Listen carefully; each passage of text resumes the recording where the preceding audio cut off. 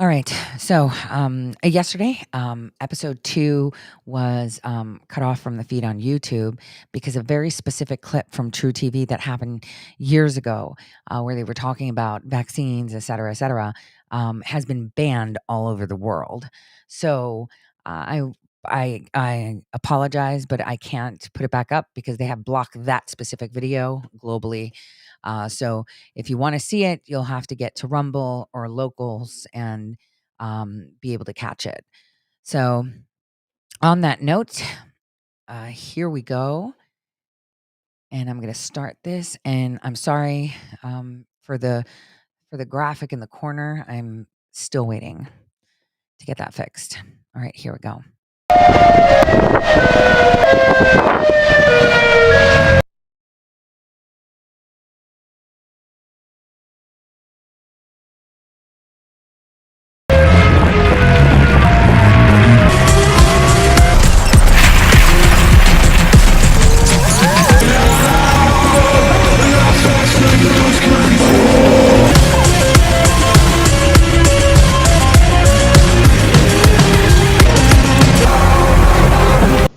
They were all members of the Committee of Three Parties. The recognized freedom, we are the worst offender when it comes to the last 20 years. Another study, The overthrow of functioning constitutional democracies in other countries. Authorities to rise up and fight. People like the Mosquito Indians in the Middle East, the Hmongs, and kill or otherwise control their targets. You may have seen them hypnotized and programmed with an activation word or phrase. Bits of information trickled out slowly over the course of the Iraq War in the greatest country on earth, public, the United States.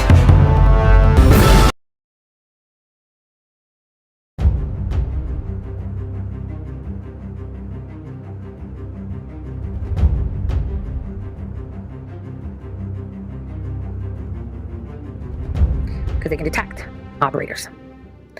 So hopefully that helps dispel the who is.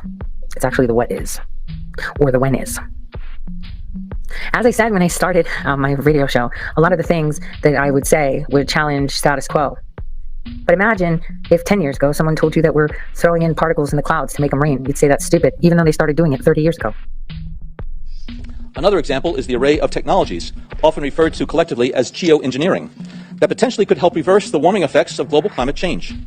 One that has gained my personal attention is stratospheric aerosol injection, or SAI, a method of seeding the stratosphere with particles that can help reflect the sun's heat in much the same way that volcanic eruptions do. An SAI program could limit global temperature increases, reducing some risks associated with higher temperatures and providing the world economy additional time to transition from fossil fuels. This process is also relatively inexpensive. The National Research Council estimates that a fully deployed SAI program would cost about $10 billion yearly. As promising as it may be, moving forward on SAI would also raise a number of challenges for our government and for the international community. On the technical side, greenhouse gas emission reductions would still have to accompany SAI to address other climate change effects, such as ocean acidification, because SAI alone would not remove greenhouse gases from the atmosphere. On the geopolitical side, the technology's potential to alter weather patterns and benefit certain regions of the world at the expense of other regions could trigger sharp opposition by some nations. Others might seize on SAI's benefits and back away from their commitment to carbon dioxide reductions.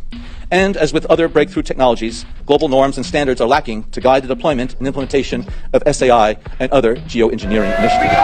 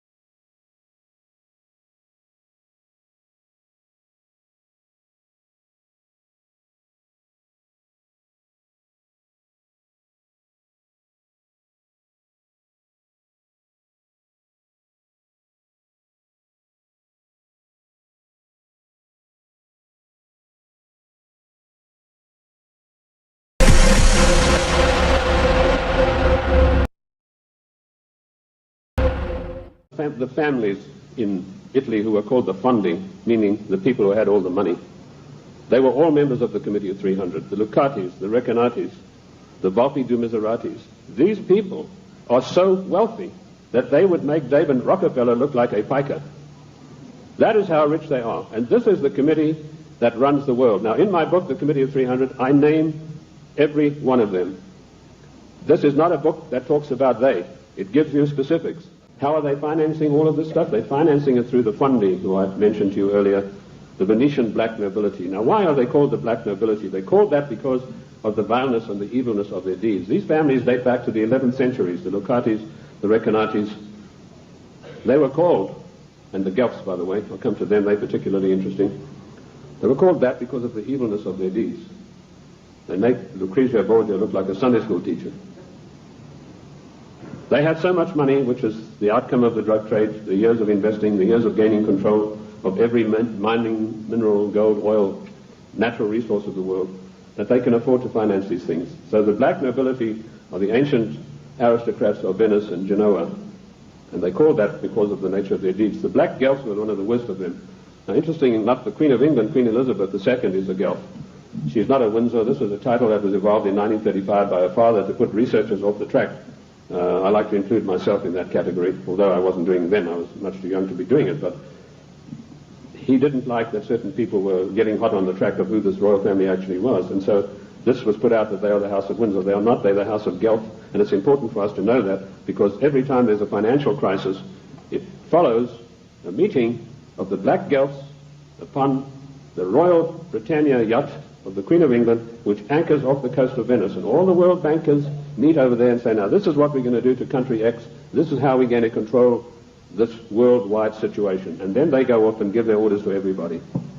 So that is the way it is done.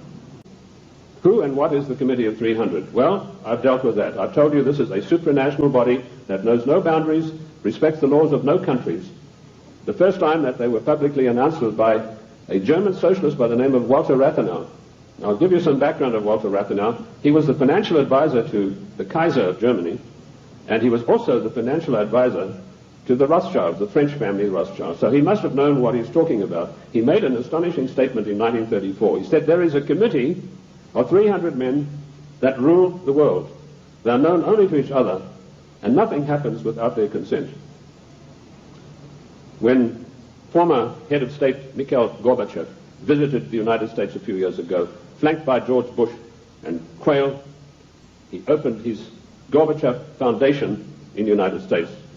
And he let slip, he said, this is being done with approval of the Committee of 300. CNN cameras were on him. They immediately switched.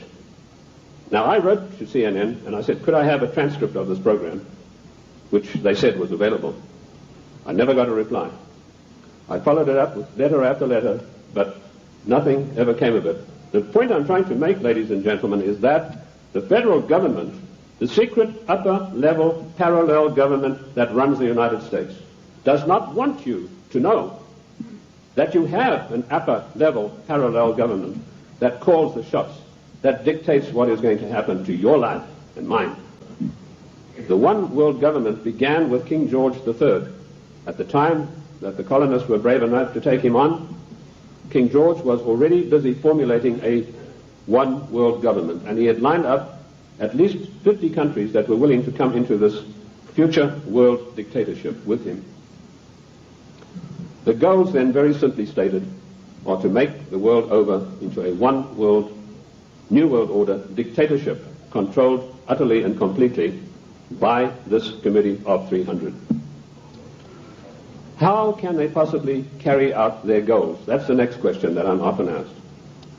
They do it by dint and by virtue of their fantastic wealth and the fact that they control thousands of the top banking institutions, the political organizations, insurance companies. In fact, one of the giant insurance companies, a man called me and said, do you mean to tell me that they are controlling the Metropolitan of New York? I said, the Metropolitan of New York is peanuts. He said, how can you say that? That's a giant American company. I said, well, compared with the Assicurenze de Generali de Venezia, it's peanuts. That's the biggest insurance company in the world. They control in that organization. Everything that happens in the world in the insurance field comes out of Venice. That's why Venice is so important, because in Venice we have the black nobility. So the goals are a one-world dictatorship of the most brutal kind. And how they carry it out is they have these interface banks, insurance companies, mining conglomerates, every conceivable control in politics, including the Democrat Party of the United States, which is, of course, since 1980 behind closed doors at a secret caucus in Washington, D.C., the Democrat hierarchy took on the goals of the old Socialist Party USA, i.e. based upon the Communist Manifesto of 1848. So they carry out their goals through existing organizations. And also, of course, they have built up some special organizations of their own. When I first started writing in America, when I came here in 1969, I revealed the existence of an organization called the Royal Institute for International Affairs, which is located at Chatham House in 10 St. James Square in London. I also revealed the existence of the Club of Rome, the Cini Foundation, the Mont Pelerin Society, the Order of St. John, which was known but not known. And I listed all of these secret societies that run the world as executive arms of the Committee of 300. So it controls the world through all of these. The Royal Institute for International Affairs is the executive arm of this committee, which gives instructions to the United States government to this very day. The chain of command is as follows. Every Secretary of State that has been appointed since 1919 is appointed by the Royal Institute for International Affairs. And if you search diligently and apply the correct rules, you will come out blank. Every one of the Secretaries of State was chosen in London by the Secretary of State, as was Wilson, the President Wilson, as was Roosevelt, as was James Earl Carter. He was specially chosen because he'd had 3 mental breakdowns, and they felt he would be a good guy to manipulate. Oh, I'm talking facts. I'll tell you the story of that. In my World in Review news magazine, I wrote that, James, I'm digressing a bit here, but it's necessary to do that now and then. It's not a sign of a bad speaker, although I don't put any laurels around my own neck. But James Earl Carter was not a known entity in the American scene. I first heard of him through my intelligence contacts, particularly my French sources, who were one of the best in the world after MI6. And he told me, your next president is going to be a peanut farmer from Georgia. And I said, how come? He said, right now they're meeting at the Dorchester Hotel in London. And if you get your fanny over there, he said, you'll find that there's a lot of goings on you might like to look at. And lo and behold, that's what was happening. The Royal Institute for International Affairs had ordered David Rockefeller to find a candidate who was totally weak, preferably a little mentally weak. And they put one of the greatest brainwashing specialists in the world, trained by the Tavistock Institute for Human Relations, Dr. Peter Bourne, on the job. And he said, well, it's funny you should say that. One of my patients is a guy from Georgia, James Earl Carter, and this guy can't take rejection, and he's been to me 3 times for a nervous breakdown. So they hiked Carter over to London and feted him at the Dorchester Hotel, which is a very ritzy place. And they feted him and wined and dined him, and the next thing we saw, Time, Newsweek, every newspaper in the country, James Earl Carter. Now we, in our little magazine, World in Review, we told those of our subscribers, this man is your next president. We also did exactly the same thing with William Jefferson Clinton, because we had the story of the Club of Rome. We knew who Agnelli was. We knew that Agnelli had had a huge love affair with Mrs. Pamela Harriman, and that Mrs. Pamela Harriman was the doyen of the Democrat Party, and Mrs. Harriman had been given the task of finding the next president of the United States, a socialist. And she picked up Clinton and said, you're our boy. But there's one snag. Clinton went up there, brushing his forelock back, and said, well, you know, there's one problem. My wife's left me. So Mrs. Harriman was dumbfounded. She said, well, you better give it back in a hurry. And he said, no, she doesn't want to come back to me because of my trice with other women. That's how he put it. My philanderings would have been a better word, but he said trice with other women. So Mrs. Harriman sent for Mrs. Clinton, and she duly came to New York, and she sat her down and said, look, if you want to be the first lady of America with all the attendant prestige and power, you better forget about your husband's philanderings and get right back to him. And that is precisely what happened. And when I heard that had happened, I knew this guy was the next president. And we wrote that in our news magazine. And sure enough, a year later, here came marching into the scene William Jefferson Clinton. So the RIA, the Royal Institute for International Affairs, does control everything that happens in the United States. They give their orders to the Morgan Guarantee and Trust Bank on Wall Street. And the chief executive officer of that organization is Dennis Weatherstone. And he duly relays the orders over to the Secretary of State, whoever that happens to be. And he then relays the orders to the President. There are many other societies that are operating for the RIIA. The Illuminati, which has been around for many, many years. I've written a work called The Illuminati in America, 1784 to 1994. A lot of people think this is an ancient secret society that's gone away. They think that Adam Weishaupt had a quarrel with the Catholic Church and that's it. Don't you believe it? 13 of the top families in the United States are in the Illuminati today, and they have a big say on everything that happens politically in this country. Then we have the Society of Cincinnati, which I don't think many of you will have heard about. That is an ultra secret society to which every president of the United States is forced to belong, including our so-called conservative presidents. And I point this out to you to show you that it doesn't matter who is in the White House. This committee of 300, through the Royal Institute for International Affairs, through the Council on Foreign Relations, exercises complete control. The CIA, from the very beginning, at least as early as 1951, has used the information that it has collected. And it has used the information in order to penetrate and to manipulate the institutions of power in whatever country it is operating, in order to influence the course of events in those countries. And essentially this boils down to propping up those forces which are considered to be the friendly forces, and in penetrating, dividing, weakening, and ultimately destroying those forces which are considered to be the enemy forces. Since its very inception as the Office of Strategic Services, the clandestine operations group known today as the Central Intelligence Agency has engaged in some of the worst atrocities in modern history. We're going to focus on some of the big picture stuff. Let's start with election meddling. According to US politicians, there's nothing more sacred than free and fair elections. We accuse other nations of meddling all the time. Recently, it's been Russia, Iran, and China getting the accusatory finger.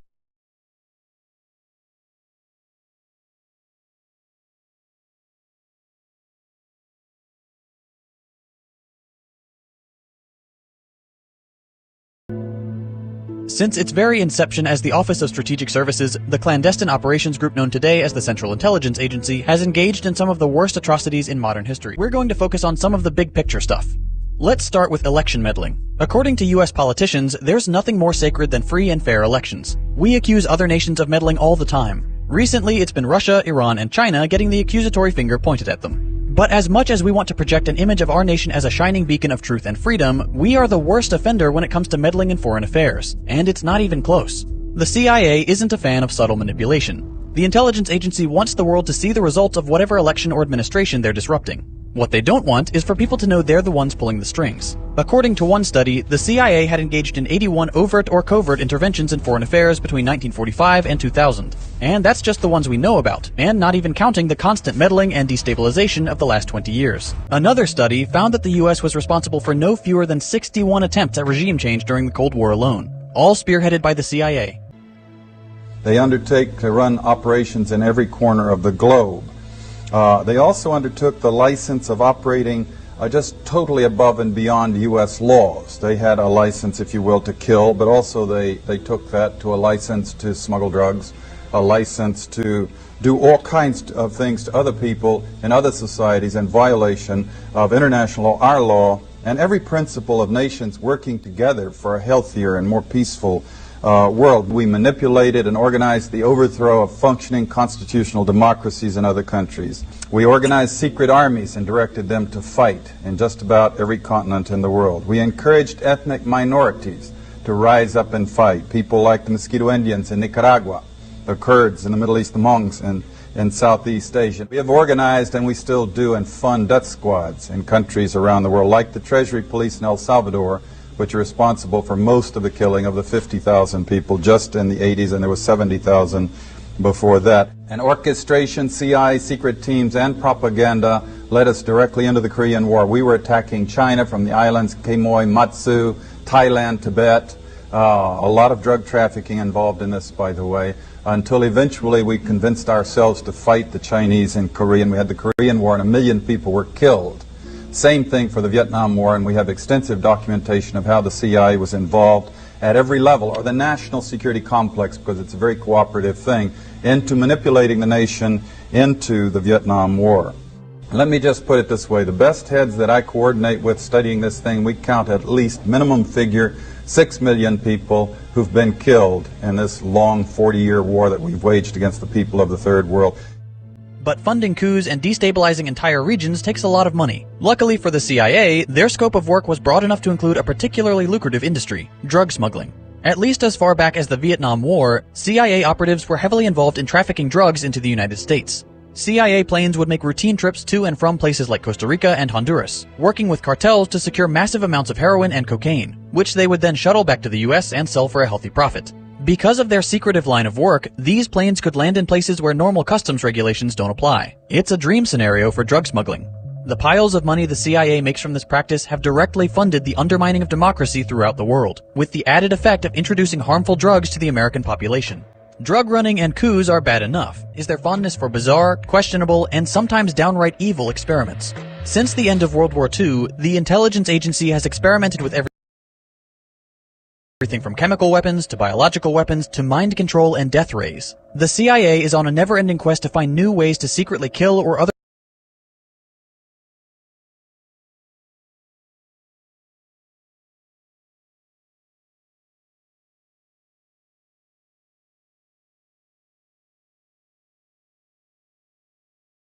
directly funded the undermining of democracy throughout the world, with the added effect of introducing harmful drugs to the American population. Drug running and coups are bad enough, is their fondness for bizarre, questionable, and sometimes downright evil experiments. Since the end of World War II, the intelligence agency has experimented with everything from chemical weapons to biological weapons to mind control and death rays. The CIA is on a never-ending quest to find new ways to secretly kill or otherwise control their targets. You may have seen the movie The Manchurian Candidate. The film was based on the CIA's experimental mind control program, where a subject would be hypnotized and programmed with an activation word or phrase, something that, when heard, would trigger their CIA training and turn them into a sort of deadly automaton. The CIA wanted to create these sleeper agents and plant them in target countries around the world. It sounds absurd, but the Cold War was a scary time, and the CIA was a scary place. But what they haven't given up is torture. Torture is something that no human being should be capable of doing to another, but it's part of the standard CIA toolkit, and it has been for years. This really only came to the attention of the American people during the Iraq War, when the horrific images from secret prisons and black sites like Abu Ghraib found their way onto US television screens. Waterboarding, sensory and sleep deprivation, dogs, insects, electrical shock. All of these and even more twisted techniques were used to get supposed criminals to confess, or get war prisoners to give up valuable information. For years, the gruesome details of America's so-called enhanced interrogation program were hidden from the public. Bits of information trickled out slowly over the course of the Iraq War and the years following. Now, nearly 2 decades after the CIA fabricated the intelligence that led us into war with Iraq, a fuller picture of the horrors of CIA black sites has been assembled. One prisoner, 49-year-old Abu Zubaydah, the first person to be subjected to the torture program approved by President George W. Bush, has provided drawings of what he experienced at a CIA black site in Thailand. Zubaydah, who was captured because the CIA mistakenly thought he was a top Al-Qaeda lieutenant, describes waterboarding, which he endured 83 times, being crammed into a tiny confinement box meant to break his resolve, chained in so-called stress positions for hours. For example, his wrists being chained so high that he had to stand on tiptoes. He also depicts being hooded, chained in the fetal position, and tethered to a cell bar to prevent movement. He describes a process known as walling, in which the prisoner has his head banged into a wall, and when he falls down, he's dragged back up to his feet by a plastic wrapped towel around his neck. Another drawing shows a larger confinement box, pitch black, with the prisoner chained in a seated position over a bucket which was meant to serve as a toilet. Zubaydah also describes being deprived of sleep for 2 to 3 weeks at a time, kept awake by having water thrown on him and being chained in painful positions. This is the legacy of the CIA during the Iraq War and for years after. Cruel, inhumane torture, approved by the very highest authority in the country after the CIA fabricated the reasons for invading Iraq in the first place. Today, the CIA claims they no longer torture human beings. Instead, they're known to train non-Americans to do it for them, to maintain their plausible deniability. The CIA trains, observes, and provides equipment to foreign agents who are less constrained by public outcry. The torture continues, but now the CIA can claim that they're not the ones doing it. But who's going to stand up to the most powerful bully in the world? For those of you thinking that this doesn't matter because you live in the US, I've got bad news for you. In 1975, a U.S. intelligence committee found that the CIA owned more than 200 wire services, newspapers, magazines, and book publishers, and subsidized many more. A separate New York Times investigation revealed an additional 50 media operations run by the CIA, both within the U.S. and abroad, and another 12 publishing houses which had produced over 1,200 books secretly commissioned by the CIA. Okay, what does this mean? It means that the CIA has been running a secret propaganda campaign on American citizens for almost half a century. More recently, the agency has awarded contracts worth billions of dollars to Microsoft, IBM, Oracle, Amazon, and Google to complete assignments issued by the CIA. The Central Intelligence Agency has its tendrils in every single aspect of modern life. Books, magazines, movies, television, social media, and big tech. Just as the CIA works hard to undermine freedom and democracy around the world, it also works hard to keep Americans convinced that they live in the greatest country on earth, and that there is no alternative to American supremacy. The CIA is a terrorist organization, the biggest one in the world, and it needs to be abolished and its records made public. The United States has no right to impose its will on the rest of the world, and it certainly has no right to do it in secret.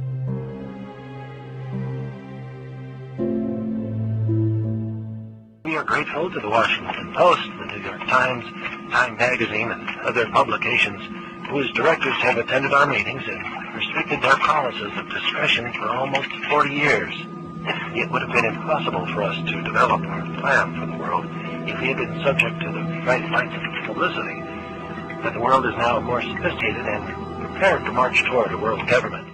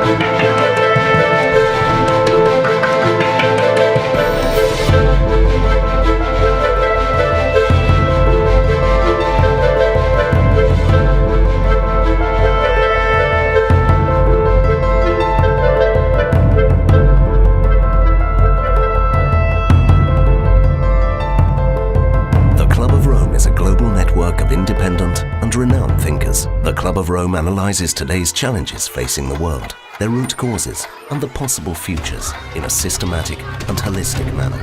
The Club of Rome encourages global debate in order to set in motion actions that by the middle of the century will